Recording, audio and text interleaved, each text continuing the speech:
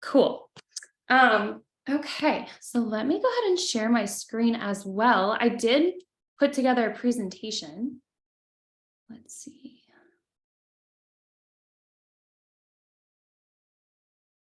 So bear with me for 1 second here.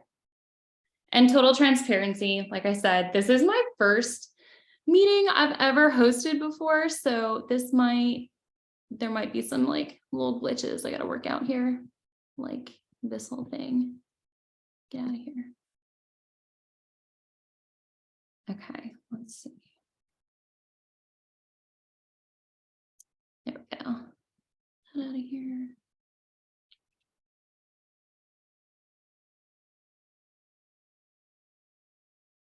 Cool. Can everyone see that? Thumbs up. Cool. Okay. Not yet. Oh, not yet? Okay. Let's see. I see like the gray loading screen looks frozen to me. Okay, let's see.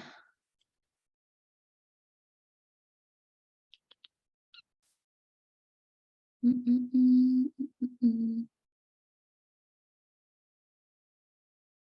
me try that again.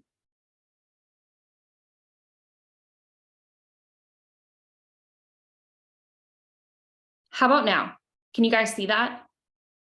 Cool. Okay, awesome. All right. Well, here we are. So thank you again for joining me. This course is called Eating the Rainbow, as you guys know. Let's just jump in.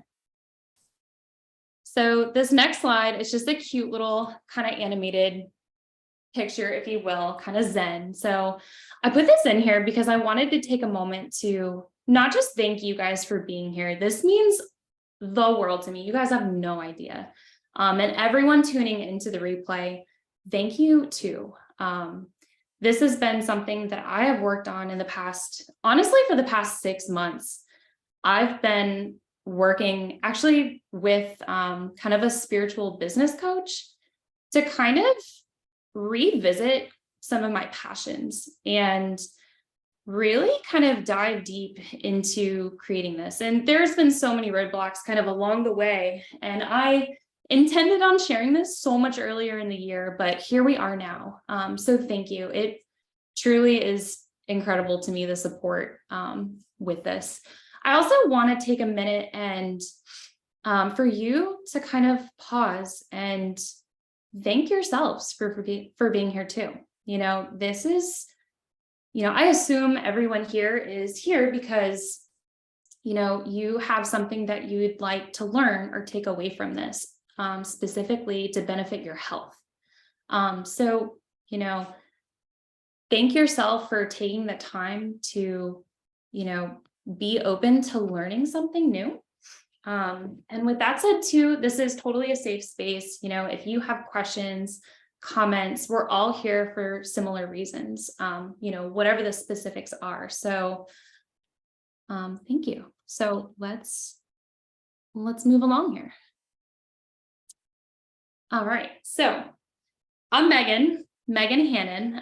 Let's see, I am 29 years old. I'll be 30 next year.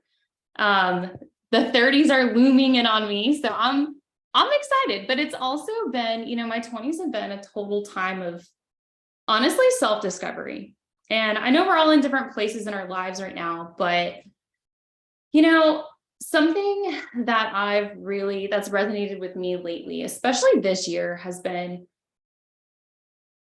I thought this year was going to be a cakewalk. I don't know what it is. I had a great year last year, like personally, with health, financial, just like opportunities. And this year has been a big fat in the sense that like, I didn't realize how much growing I had to do. And I didn't really realize how far away from kind of goals that I had set for myself, especially with my own health, that I had kind of strayed away from. And one of the goals of this, and something I wanted to share with you before we kind of jump into the actual presentation, is a little bit about me and kind of where I'm coming from and why this information on, nutrition and eating healthy and how, why this is important for me and how this has changed my life and what I hope to kind of share with you. So, like I kind of mentioned, I started this presentation itself too, like months ago. And I threw this picture in there because, I'm happy, I'm smiling, like it looks like a friendly picture. I do love this picture of myself. I'm in scrubs, and something I wanted to, introduce myself as was a dental hygienist. I graduated dental hygiene school 2 years ago in 2020, right in the middle of COVID. Most of you here probably know that, or, people rewatching may not know this about me. But I'm feeling kind of crazy today, and I'm going to share actually some big news that I have not shared with anyone yet, except for maybe like literally 2 people in my life. I had my last day doing dental hygiene on Tuesday. I quit my job, flat out, walked away. I mean, I gave like a 2-week notice. I didn't burn bridges, don't worry, but I kind of had been stuck in this job that I really hated for a long time. And I tried to give it a chance. And, I don't say that to put a damper on things. I say that because when I had originally made this PowerPoint, I was going to say something, about hygiene and kind of where it's taken me, and I decided to leave this in here because I want to be super transparent right now. And, I'm not telling you guys like this, I'm not going to spend too much time and, go in on details of my life or whatnot. If you guys want to talk to me afterwards, feel free, but, and I'm not telling you guys to quit your jobs tomorrow, but, I think this is totally applicable to this presentation because what I had realized, although I made a drastic change, was there was this version of myself and health that I really wanted to embody and be. And I just wasn't really living that. And this totally applies to your health too, because I feel like, we all have this vision of ourselves in perfect health, right? Of who we want to be and where we want to go with it. But sorry, I got kind of derailed right there. If someone can like mute themselves. But welcome if you're just joining. So what I was saying is this, we all have this vision of who we kind of want to be with our health, right? And we may not be there yet. And it totally dawned on me that although I have, I feel like I've had all these pieces with my nutrition and fitness in line with my health for years, there was this crucial piece that was really missing. And it was like this mental health piece and spiritual piece and emotional intelligence piece that was missing. And the point of saying that too is sometimes it takes small steps to implement to get to the bigger picture, right? And with your health, that doesn't necessarily equate to just like get the gym membership tomorrow and go every single day and your life's better. It doesn't necessarily mean, jump on this diet or whatever that's going to drastically change your life. Sometimes that is the answer, but on a positive note with this, I won't spend too much more time talking about me, but there are 2 huge takeaways that I really spent a lot of time thinking about with dental hygiene. The first one is, it is so fascinating how much your oral health is connected to your systemic health.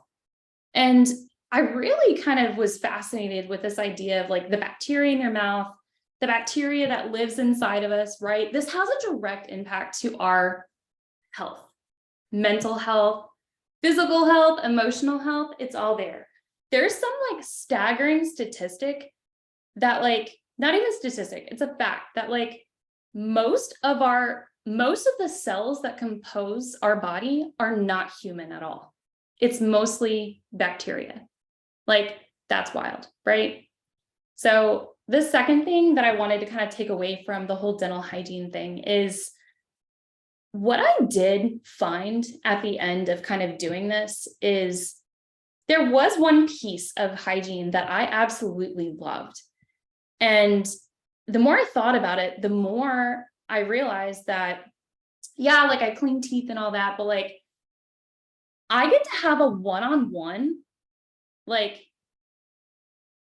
goal setting coaching experience with my patients every single day. And I realized that I've become really good at like personalizing an experience for somebody with their health and trying to strategize ways that you can make small routine changes that are going to last long term. And I realized that was the part of it that I absolutely loved. So it's not all, you know, grim or anything. Like there were good things about it, but I say all that too, just to be transparent, to say that I'm kind of closing that chapter in my life to allow more room to do the things that I love. And that's kind of leading me to this next piece. The second thing I kind of wanted to say about myself, a lot of you guys probably came across me, you know, if you don't know me through personal life, is through my Instagram and my modeling pictures. And that's how I'm going to segue this kind of into nutrition here. So I know you're wondering, but how this all started was the beginning of last year. We'll just start with 2020. We'll say that was, you know, for everyone, right? Not everyone, but I let my health go down the toilet a little bit. You know, I kind of, you know, was stuck in the house, was drinking a lot, definitely wasn't using that time to kind of catapult my health. Like I kind of let it go a little bit, and that's okay. And a lot of people did. We had bigger fish to fry. But the beginning of last year, start of 2021, I kind of made a New Year's resolution, and I told myself that I wanted to use that year to focus and prioritize my health. And I got back to my roots and got back to the basics. And I really focused on nutrition and what I could do every single day to help my health. And I definitely used fitness too. Like there was a lot of working out. There was a lot of, I actually quit drinking, smoking weed, limited caffeine, everything for 9 months. From January to September of last year, just flat out stopped. And I had never felt better in my life. And towards the end, like towards September, I was on Instagram and I like reached out to a photographer that I really admired at the time. And I was so proud of like this work, like this transformation in my body, that I really wanted to take some professional pictures for myself. I really didn't even have the intention of like sharing them. But I did. I took these pictures and I looked like ripped. And I posted them, and the feedback that I got back was like overwhelming. And it kind of snowballed from there. I had a bunch of people reach out to, like photographers reach out about photo shoots and this and that. And that's kind of how the modeling thing even came to be. Because a lot of people in my life too, friends, like, are like, I don't really understand what this is all about. It kind of just became an opportunity that I just kind of ran with. And it all started with just feeling so much more confident with myself because I took the reins back on my health. And I'm going to transition here now. I'm done talking about me. But this is a good segue kind of into kind of the meat of this presentation here. So, you know, I've also been someone who I've been super into nutrition for as long as I can remember. And when I say nutrition, I really mean, I'm totally a dork, a nerd too. And like, I love researching like the health benefits of literally every plant there is out there, just because I think it's fascinating. But just the power of plants and what they can do for you. And knowledge is power, right? The more you know, the more empowered you are to kind of take control over what you can control. And and over here, kind of in the little, title, if you will, how I've done this throughout my life is through food mindfulness. And what this means is, it is being aware of what you are essentially putting into your body, what you're consuming. And it's not necessarily monitoring every single little thing you do and eat or drink. That's crazy. Although I have done that too in the past, where I've literally journaled for an entire year, every single thing I ate and how I felt. And like, I mean, that's a little weird, but like I said, I'm so obsessed with kind of how I can use food to feel the best version of myself. And I think food mindfulness is not only being aware of what you're eating, but being aware of where things are coming from, right? And it's also how things make you feel in the process. And it's also,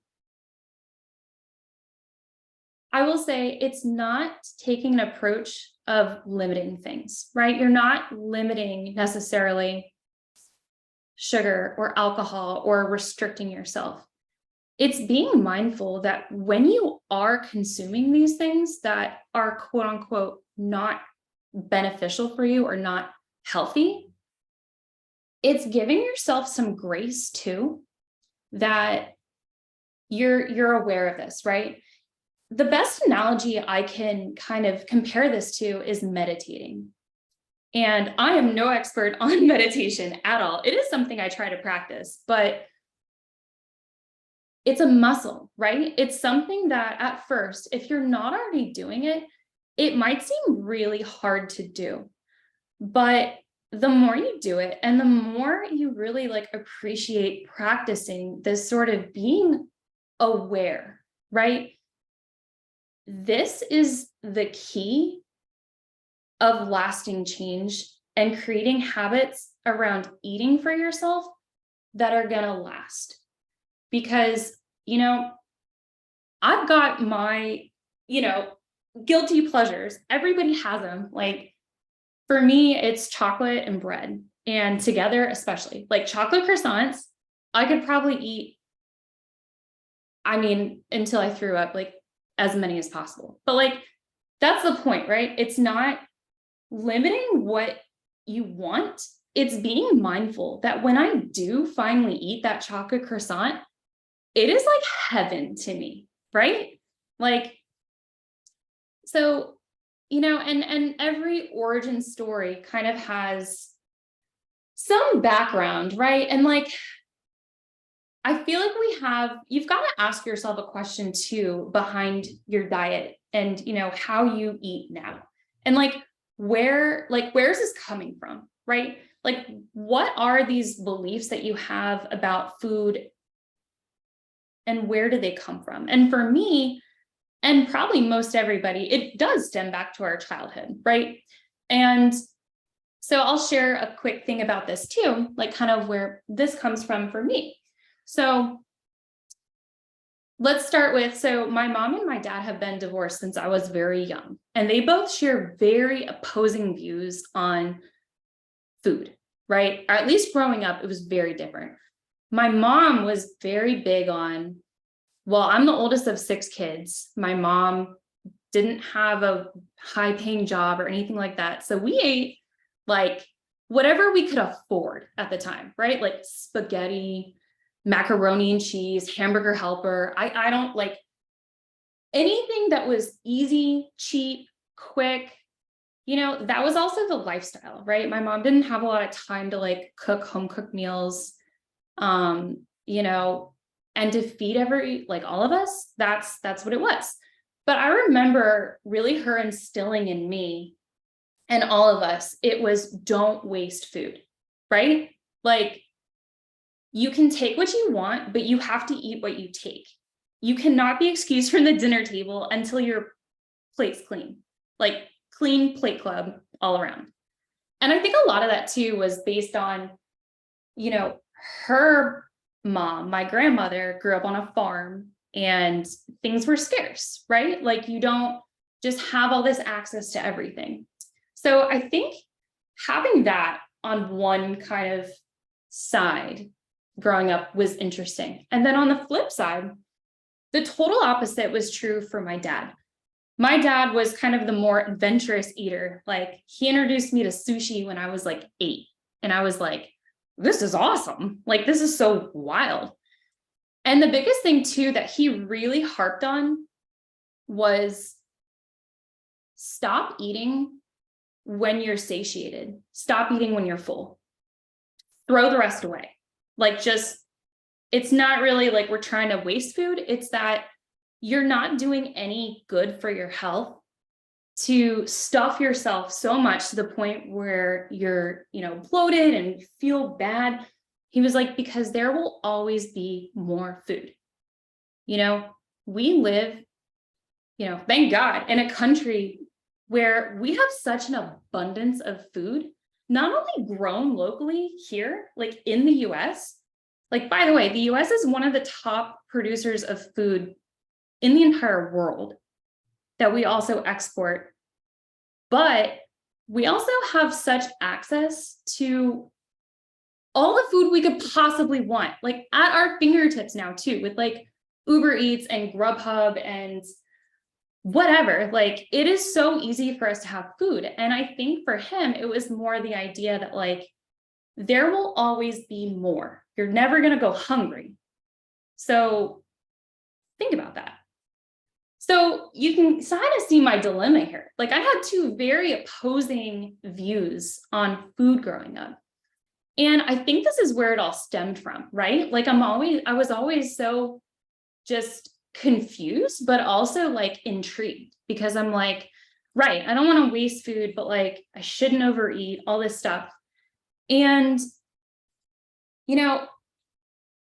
this is kind of like the backstory, but for the past 10 years, I would say, maybe even more, for as long as I can remember, being interested in food and nutrition and how this benefits me has really set the stage for what I'm about to share with you. So, and I'll go straight to this next, but this is where things get interesting. So what I'm going to share with you is a method or a way that I've created.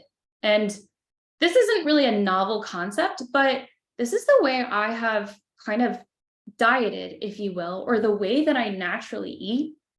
And I've tried to turn it into a practical way that you can apply this to your life now.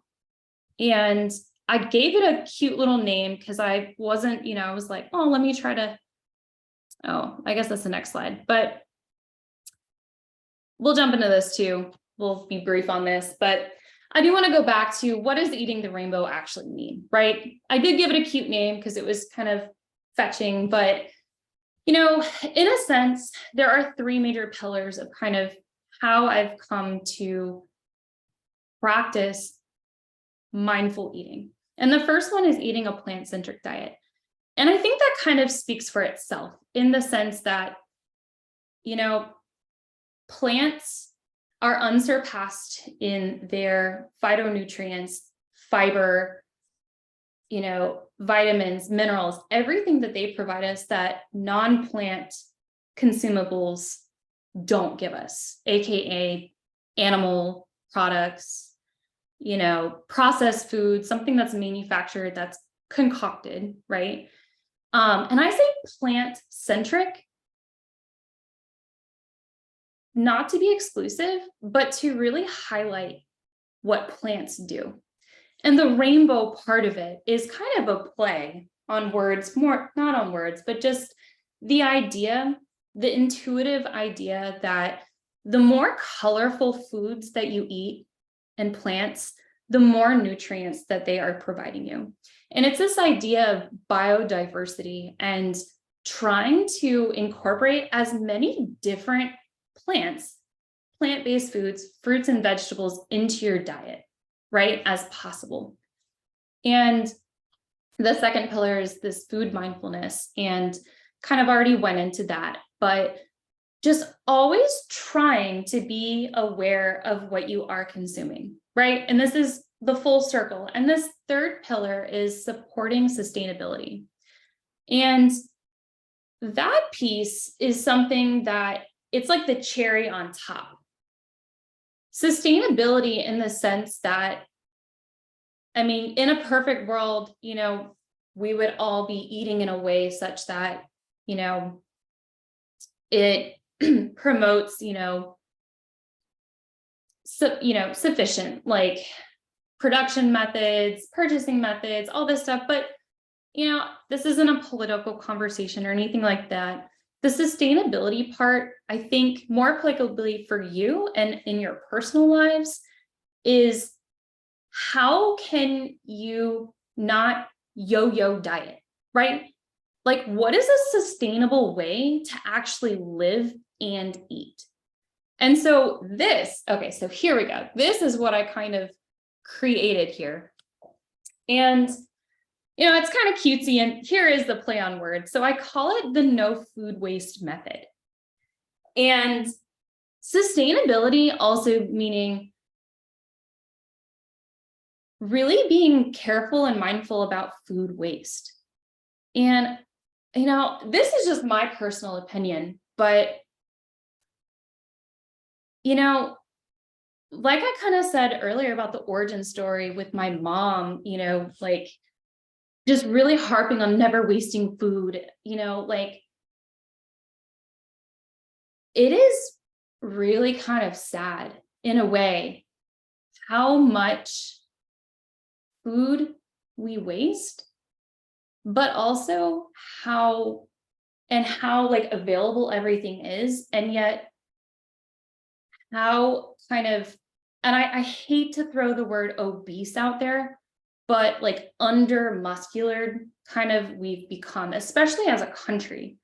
And I heard a really crazy statistic literally today, like it was like divine intervention. I was like, knew I was presenting this, and it just like, I saw it on a show, and we waste 1.3 billion tons of food worldwide every year. And that's enough to feed 3 billion people.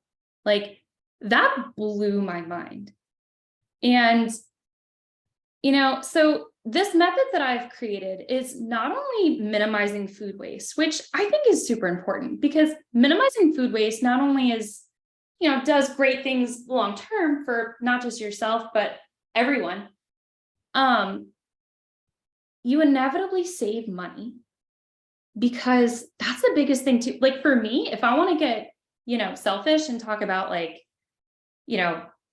okay, who cares about, like food waste for everyone? Like for me, there is nothing more disheartening than buying something that I intended to use and eat, and then not using it and letting it go bad and throwing it away. Like I literally feel like I'm throwing away money, and I hate it. And this play on words, this no food waste part too, you do inevitably over time lose weight doing this, because you're, again, practicing this food mindfulness and you're being aware of what you have. It's taking not what you want and letting that be the driving factor in your diet. It's using what you already have and using that as your superpower here. We're using that and we're highlighting that. So there's 3 kind of steps to this method. I love the number 3, I guess. Three is just my thing lately. And it is plan, purchase, and prepare.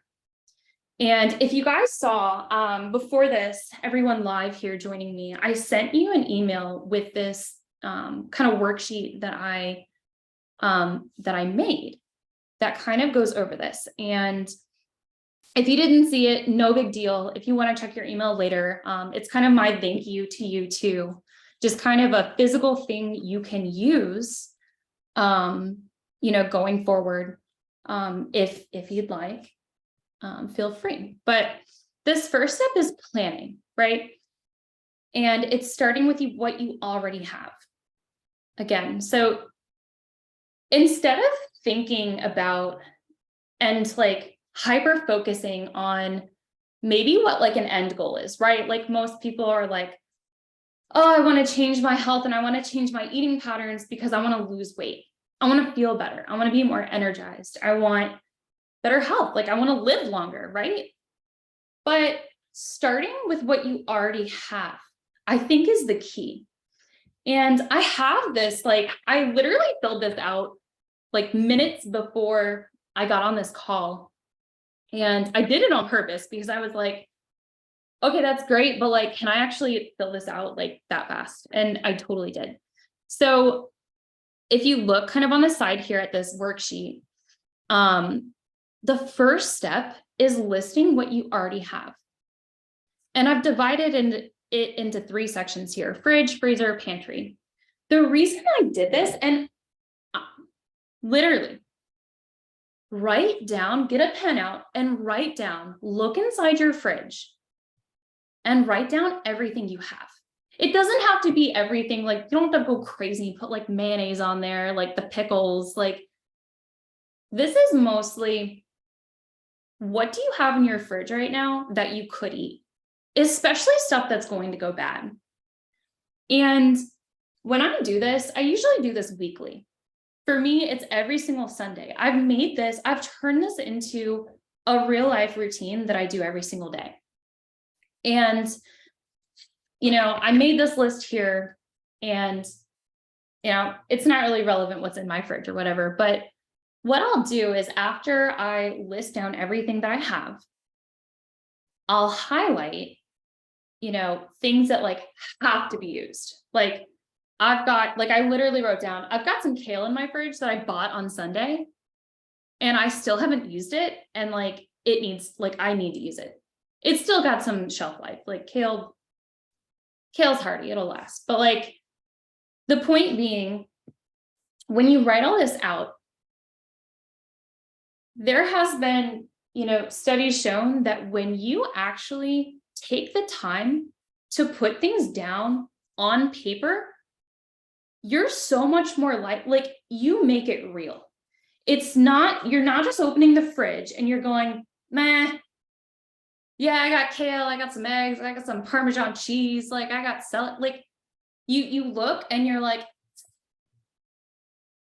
but it's like when you have a to-do list and you actually start writing things out, you're like, wow, okay, I have these to do. And it holds you accountable. It makes it so much more real. It's like paying in cash instead of using your credit card or your debit card. It's so easy to just like swipe, but if it's there in front of you and you see what you have, it makes things so much different. I've literally done this without like making this pretty worksheet, but like I will literally write down everything that I have every single week, every Sunday for me. And what I do from here is I'll go to step 2, and this is what I plan to prep, right? So kind of the key too, to help hold me accountable for eating the way that I do is I do put some planning and prep into this. And, down here on the other side here, there's other factors to consider, right? Everyone has different lives, different schedules, different this and that.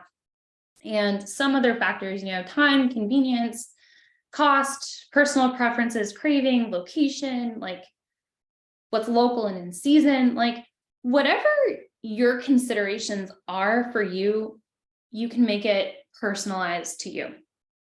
And I've found for me that the sweet spot to actually like meal plan is 2 to 4 things a week. Some weeks it's one thing. Other weeks I'm feeling like really ambitious and I'll make like, you know, a few things. And these aren't crazy like things. Like how I kind of promoted this masterclass is this salad that I make every week. Every single week, almost without fail, I'll make a salad. And the reason behind that too, there are lots of reasons why I do this, but for one,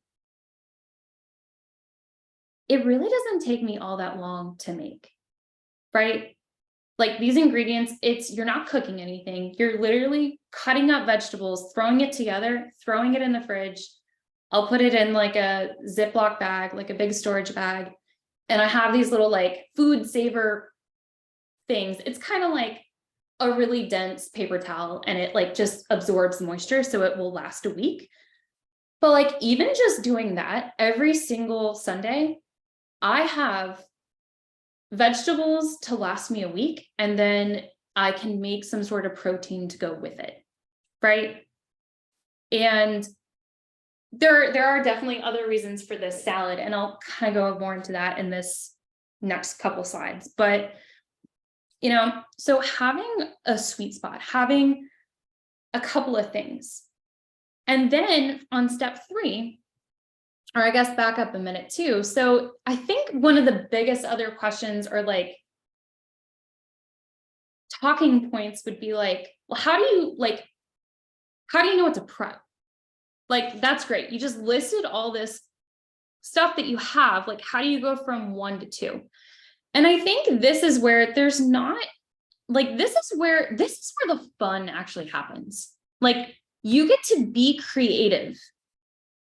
And you get to kind of look at your list like a puzzle, more or less, and kind of see like what actually is applicable here. And, you know, I know you guys, I should have put like an example up here so it is easier to kind of follow. But like with this list I have in my hand right now, like case in point, in my fridge, I have some kale, I have, you know, some cheese, a lime, you know, in my freezer, I have some cauliflower rice. In my pantry, I have a can of coconut milk, some sweet potatoes, some rice, some garbanzo beans. Like, this is all random stuff, but like, when you take these things and think about what you can do with them, like, I was thinking about it and I was like, hot damn, I can make a curry with that. And this is where you can get like, you might have to get a little imaginative. And what I do, I will literally Google or look up on Pinterest, whatever, for ideas and inspiration. And I'll look up like recipes that have, you know, kale, coconut milk, and sweet potatoes. You would be amazed what pops up. So if you're kind of stuck in this, like, well, I don't really know like what to make, that's one idea. And just to kind of keep rolling here with step number 3 to purchase, the point is, you know, from whatever you plan to make, and it could be that same day, it could be later in the week. I really do, if there are things that I can make in one day, I will dedicate, you know, a handful of time to make these things, because I'm so busy during the week that I just don't have time to make a home cooked meal every single night. I don't. Yet I still value and want to prioritize eating healthy.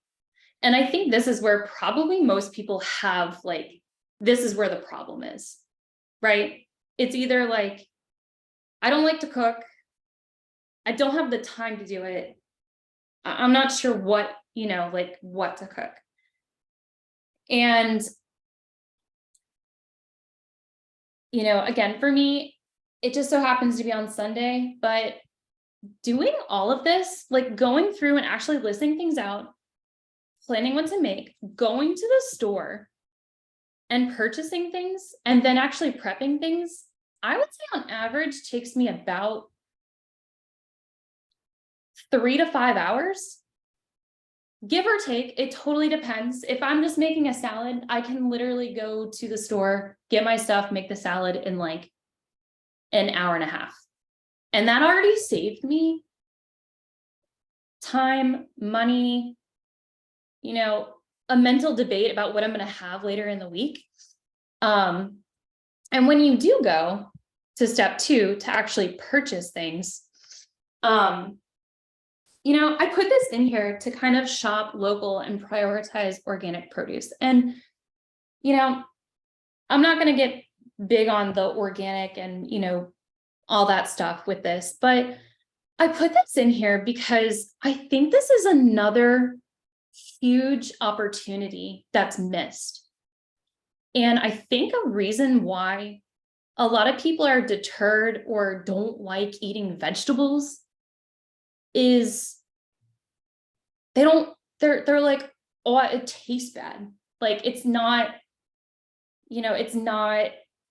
And I agree. If you go to the grocery store and buy fruit and vegetables, which I still do, compared to going to a farmer's market or getting it from the source, it will blow your mind how wildly different plants taste when you get them from the source. And I think a lot of you, if not all of you, live here in North Carolina. You would be amazed at how many farms there are, even just locally. Like I'm in Raleigh, well, actually Apex, North Carolina. I did a search last night. I just Googled how many local farms are there near me. There were, I kid you not, 15 that popped up within 50 miles of me. Some of them are huge, you know, like a little on the outskirts of, you know, the city, but some of them, there are like 3 in Raleigh. And this other, you know, I go to the Raleigh farmers market every single Sunday. This has become my routine. This has become part of my life. And I love doing this. And not just for salad material, but like if there is anything I can get that I have on my list for produce, that's what I'll do. It's totally an experience. And if you've never been to a farmer's market, like by golly, like you gotta go. Like it will change your life because you walk in there and the experience of having everything so fresh right there, you can smell the produce from the parking lot. That's how fresh it is. You know, you're cutting out all these preservatives and this, that, and the other that, you know, your typical grocery stores will have in order to maintain this, you know, the longevity and the shelf life of these things to be able to sell. And I'm not discouraging you from going to the grocery store. Like I'll go to Publix down the street when I gotta go. But the point is I'm trying to prioritize this. I try to make this a part of this routine. And this other thing that I have over here too, a CSA program. CSA, for those of you who don't know, it stands for Community Supported Agriculture. And most of these farms, if not all of them locally, I also looked this up last night too, so that I didn't steer people wrong. But what it is these programs that these farms offer, it's kind of like a food subscription, right? Like a lot of people have heard of like HelloFresh and stuff like that. And what it is these farms will offer these package deals to consumers. And a lot of them are based on nonprofit, first of all. Like they're not doing it for a profit, which is mind-blowing. But second of all, it's almost like you pay whatever it is, $20 a week or $100 a month, or they're all a little different. But they will literally give you, like shown on that picture, like a box of the freshest produce that they harvested that week, either to your doorstep or you can go, and pick it up. And a lot of them too have like, they'll include cards of recipe ideas to use like with that produce that they give you. And I throw this out there just because this isn't something that's well known. I've talked to a lot of people lately too, just to strike up conversation, and like nobody knows what this is. And it's crazy because it's right here. It's right here for us. And, once you get what you have, this last step is preparing. And, I am super happy to share, I could literally go on for hours about, everything I kind of want to say about this too, but I'm kind of being mindful of our time too here. But, going back to this salad, like why I do this every single week, almost. And first of all, I promise you, if you have never bought produce from the farmer's market to make your salad, I buy literally everything except for the celery. Celery is not really a local thing here. Lettuce, carrot, radishes, cucumber, broccoli, whatever you want to throw in there. I try to make it as colorful and include as much as I can that's local. I have never eaten, I crave salads. And I'm not saying that because I feel like I'm some sort of I don't know, enlightened person about food, vegetables and stuff. If you've never eaten a fresh tomato or a fresh carrot from the farmer's market, please do it. My God, it will change your life. I posted this kind of story on my Instagram the other day. I was cutting my carrot last Sunday and it was dyeing my hands orange. That alone is evidence that there are so many, it's not only so much more nutrient dense to do it that way, it's so much tastier, but also the salad, the point of the salad is, one, it's easy.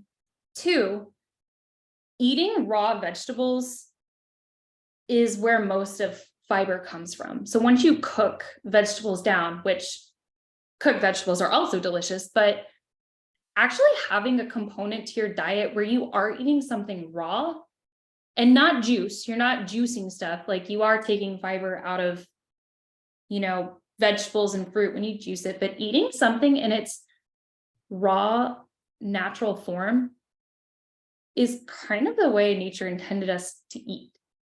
And I think there is something so magical about doing that. I've been doing this. I've been eating a salad every week, not necessarily every day. I get saladed out sometimes, but even just eating one salad a week, just once a week, has changed let's see, I've moved to North Carolina 7 years ago.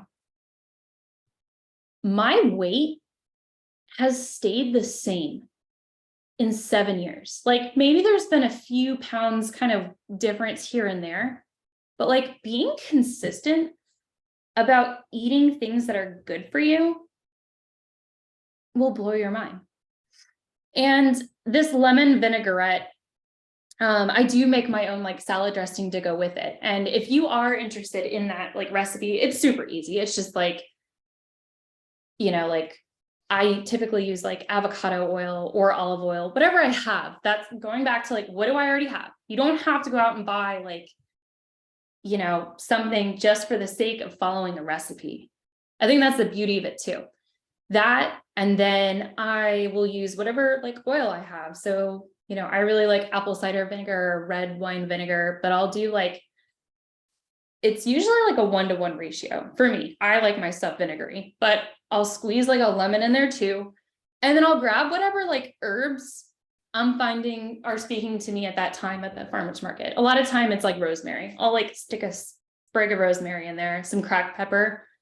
And I have like a little salad dressing like spinner thing. You can get them on Amazon. And there you go. You don't even have to like keep buying stuff.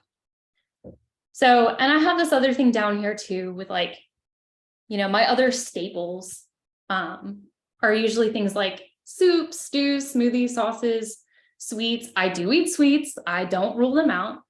But like one of my go-to things is I love making like muffins. I have these like 5-ingredient banana muffins that I like to make. I make them all the time. And they're so delicious. So like with the sweets, you know, it's like, and again, like, and I love making chocolate chip cookies too. Like my boyfriend, Brian, like definitely has more of a sweet tooth than I do. And like, I'll make him cookies pretty often, but like that can even be a prepping thing. So that when you are like craving something sweet, you're not like derailing your whole diet to go to Dairy Queen and get a Blizzard because you just like need something sweet. So I think, let's see. I think we're getting close to the end here. So this last slide here, you know, if any of this resonated with you, especially like finding inspiration on what to make, I wanted this PowerPoint to be a lot more focused on like the mindset kind of going forward and practical approaches to how you can transition your mindset around food to help you for the better. And originally I had like, I think there were like 20 resources I put on here. And I kind of narrowed it down because I think I was just getting a little crazy. But please, like if you have like, I don't know, need some inspiration or need ideas, hit me up, like ask me. I am more than happy to bombard you with resources, books, anything. But I narrowed it down to these 3 because these are kind of my favorites. So this first person, Mikkel Kuinga, she is a registered dietitian. And next to it, it's Nutrition Stripped. I actually have her cookbook, and I totally came across her by accident. My brother gave me this cookbook for Christmas like 5 years ago or something. Like, I think he just saw it looked like cute. He was like, oh, Megan would like that. And it kind of changed my life too. Like, her practices on food are very similar to kind of what I already went over with food mindfulness. That is like her number one thing that she really teaches on. And also the plant-centric diet. I don't think she's a vegan or vegetarian. Like her cookbook, it is all plant-based. And if you Google her or look her up on Instagram or whatever, like she has hundreds of free recipes on her website. And I think I went like a year straight of eating nothing but her food. And they were all flippin' delicious. Like, and if you look her up and like, look at this. Like, I don't know if you can see my camera, but I have things like this book is worn down because I've like taken notes, like I've written things in it. Like, it's just so good. And this next one, Kimberly Snyder, so she is a little different. I think she actually is a certified nutritionist. She is a little more famous in terms of like Hollywood and stuff. Like she used to work with a lot of A-list celebrities, like with their diets and stuff like that. She has a program, it's called Saluna. And her approach, I think she actually might be a vegan. So it is, again, mostly plant-based things, but she's also a yogi. She's fascinating. If you look her up too, it's this kind of approach to food in a yogi mindset. So it's kind of all going back to this food mindfulness and being aware. And I came across her too through a book that I just like stumbled upon one day, and I loved it so much, like I bought it.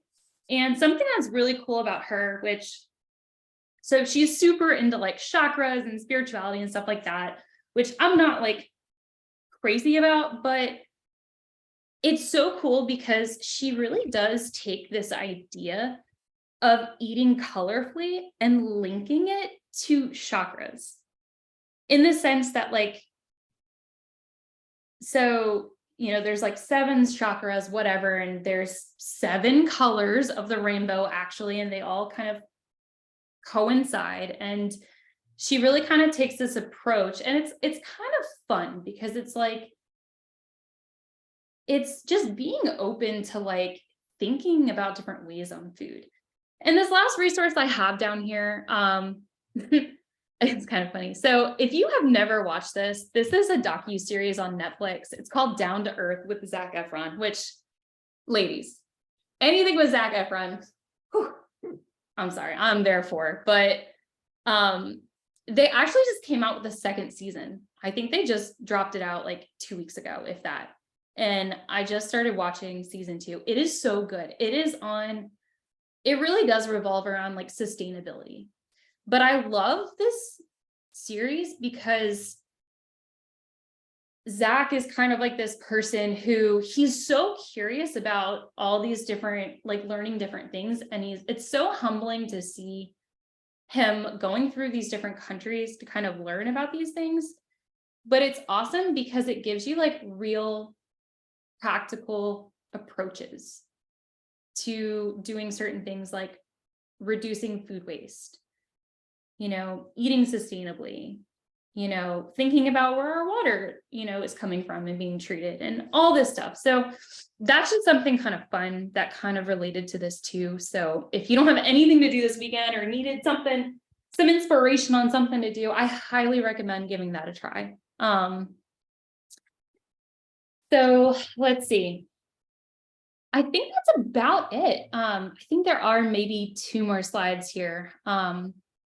And I already kind of like threw out like a huge announcement that I quit my job, which is crazy. I think, one of you popped in kind of at a little towards the end, and I had already said that, but yeah, surprise, I'm making some huge life changes. And the main reason for that is really to just jump more into nutrition and fitness and what I love. And something else I wanted to throw out there. This is the first time I'm ever putting this out there, so be kind. But something else I have really, like, I'm jumping into the wild here. And I have developed this program that I've been working with a business coach on developing for the past 6 months. And it's finally, like, I'm finally there. I'm finally ready to put this out to the world. And you guys are like the first ones ever to hear about this. So I'm so excited. So I am going to be offering this 8-week mentorship starting at the beginning of the year. And what it is it will be 2 months of, we'll call it health coaching, but it's taking topics like nutrition and fitness and mindset change and the psychology behind it and breaking them down to help you basically take everything that I've accumulated knowledge-wise within this sector and apply it to you. And I'm so excited because I kind of put down here like what is going to be a part of this, but kind of how it's going to be is it's going to be this hybrid of one-on-one calls with individual clients and group masterminds. I'll call it a mastermind, but like it'll be very similar to this. Like it'll be a presentation kind of style, a group setting. Definitely a lot more collaborating and talking, hopefully, with clients, but it'll be 8 weeks. There will be 8 different topics. I think I spit off like 3 of them. I think the first week is going to be heavily based on organization and mindset change. And then the second one is going to dive deeper into nutrition. and kind of similar to this. And then there's going to be a fitness element. And, I'll be recording all these too for people too, but there is also a unique component to this so believe it or not, I reached out to Mikkel Kawinga, that girl I mentioned on the previous slide, this registered dietitian. I reached out to her a year ago, consistently when I was like, I told you I was eating like nothing but her food. And I was posting this stuff all the time. And she like would respond to my stuff and she's like, wow, like thanks for, being such a fan or whatever. Anyway, long story short, I reached out to her and I kind of asked her to help me develop this like meal plan. And like, you're never going to believe that she said yes. And, so I've come up with, it's not like she didn't put it all out there, like for me to, steal her meals and ideas, but it was so cool that like someone I've admired for so long, like, I don't know, maybe saw something in me and like saw some light, but like, basically I took a lot of her teachings and have applied it to this meal plan. That's a 7-week kind of reset. The other thing on there too that I'll mention that's kind of cool about kind of what I'm doing is each week I'm going to have a featured workout and with guest instructors too. And I think this is so like, I'm so giddy and excited about this because I've already had, I have 2 people for sure that are already invested in doing, like being an instructor. Like I have a yoga instructor and a Zumba instructor right now lined up. So the point is like, I think especially with fitness, like I think the secret for me behind being so active all the time is I'm always kind of trying new things.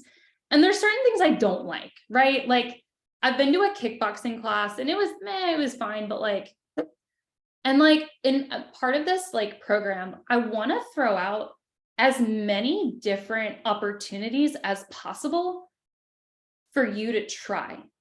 And if you really like, the yoga, that might be your thing. And these are all local people too. So if you are local in the RTP area, like these are people that you can actually go see and work out with if you like. There will be a couple that I'll be doing and hosting. And this is all virtual too. So yeah, I want to throw that out there. If that's something that you might be interested in, definitely let me know. I already have a couple people that are going to be doing this with me before I even throw it out there. So I'm like beyond excited. Like this is my dream to kind of do this stuff. And this will be a very intimate kind of setting because this will be my first time doing this. But like I said, too, I've been working so closely. I've hired someone to work with in the past 6 months to make this a reality too. So it's kind of finally paying off too. So I wanted to throw that out there. That is pretty much it as far as the content I have for you guys today. This last screen too, I just wanted to put this out there. If especially on the replay, anybody watching this wanted to reach out to me after watching this, if you had any questions, comments, opinions, feedback, anything and everything is welcome. This is how you can get in touch with me. Yeah, I would love to hear from you. But that is it. I'm going to go ahead and stop recording this so that if anybody does have any questions or anything, kind of open the floor. Let's see.